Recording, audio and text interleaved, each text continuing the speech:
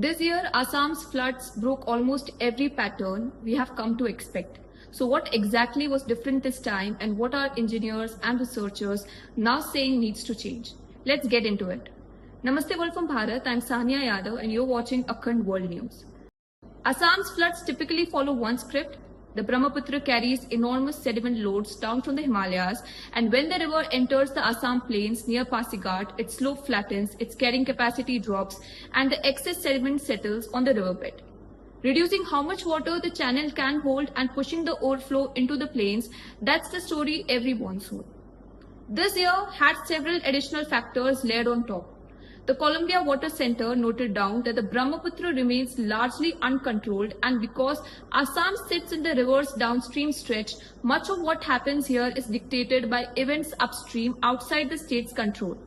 That played out directly this year. Nagaland recorded 137 mm of rainfall on July 19, while Charaideo and Mokokchung received far more rain than they normally get at this time of year, about 4 to 5 times their usual amount, or what meteorologists call a rainfall departures, of 436% above normal in Charaideo and 493% in Mokokchung. As water in Doyang hydroelectric project's reservoir run by NIPCO rose continuously, in response, the authorities opened its gate to let the extra water out in a controlled way so the dam itself wouldn't overflow or fail. That water had nowhere to go. The Brahmaputra tributaries, the Dikho at Sivsagar, the Disang at Nanglamura Ghat, and the Dhansiri at Numaligarh, all swollen by the same heavy rainfall, found their outlet blocked.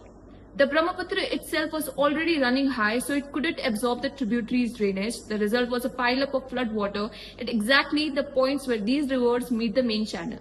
So how has the government responded so far?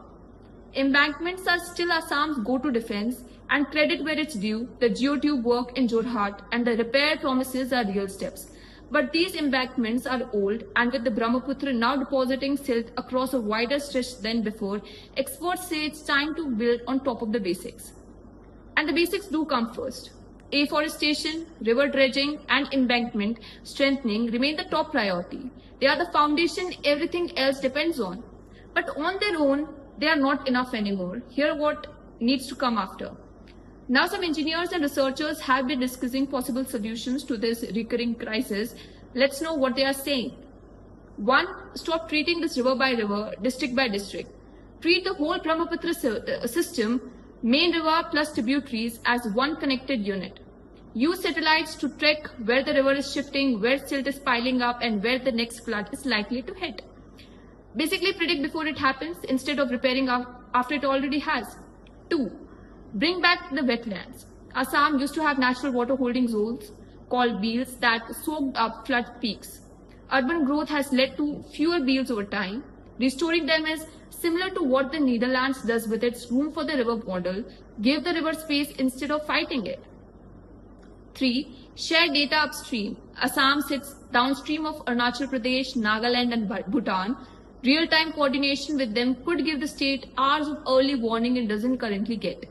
4. Use AI. Map flood risk zones with machine learning and use data to decide exactly where flood shelters should go, not guesswork. That's all for now. Thank you for watching Akhand World News. Namaskar.